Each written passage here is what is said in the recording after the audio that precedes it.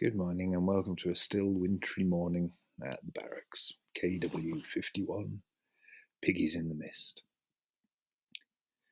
Towards the start of this week just gone, I had to go and pick something up. It was so cold, the wind stabbing my skin so hard, that by the time I was at the bottom of the hill, I was almost crying. That evening, I spoke to a friend in Belgrade, Serbia, where they had 19 degrees Celsius. No one has ever suggested that I'm not tough enough for this job, but by God, I nearly wept with the cold on that bike ride. There are two directions out of the barracks, to the north and to the south. To the north, where I had to go on Tuesday, there is a big bastard hill. Cycling up this is no fun at all, especially with panniers full of plunder, which is how I usually ride up it. Cycling down is rather more exciting. It's impossible to do less than 60 kilometres an hour down here. I mean, technically you could use your brakes if you wanted, but there's no need, so why would you?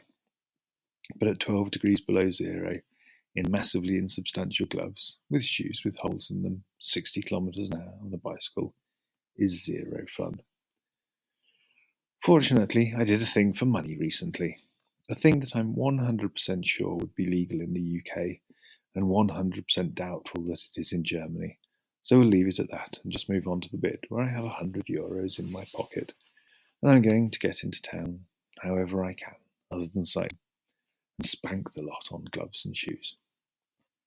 When it's not howling a gale, the winter is in its spectacular phase.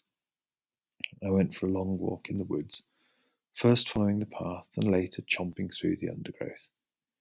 At the start, I was accompanied by the footprints of strangers with their dogs who had gone before me.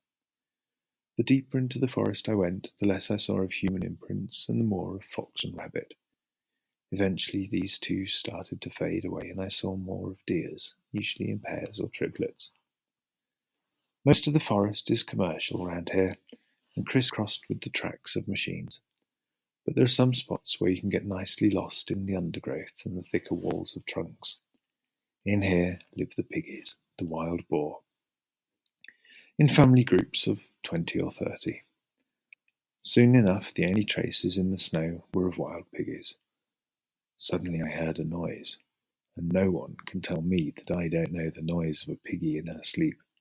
I froze. More snuffling. There was no doubt about it.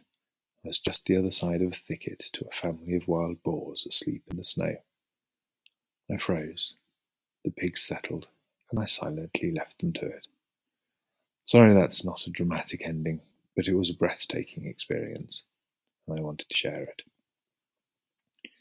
So how about some spring planning? How much winter have we got left? Until the Eisheiligen, that is the last day of frost, 148 days. Planting of potatoes, 126 days.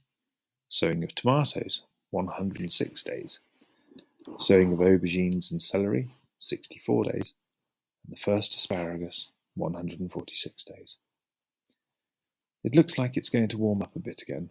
Today might well be the first day of positive temperatures since the 6th of December. To be honest, I'm fine with not freezing my balls off for a day or two. But if it continues, this might be the first non-white Christmas around here for as long as anyone can remember. Weird.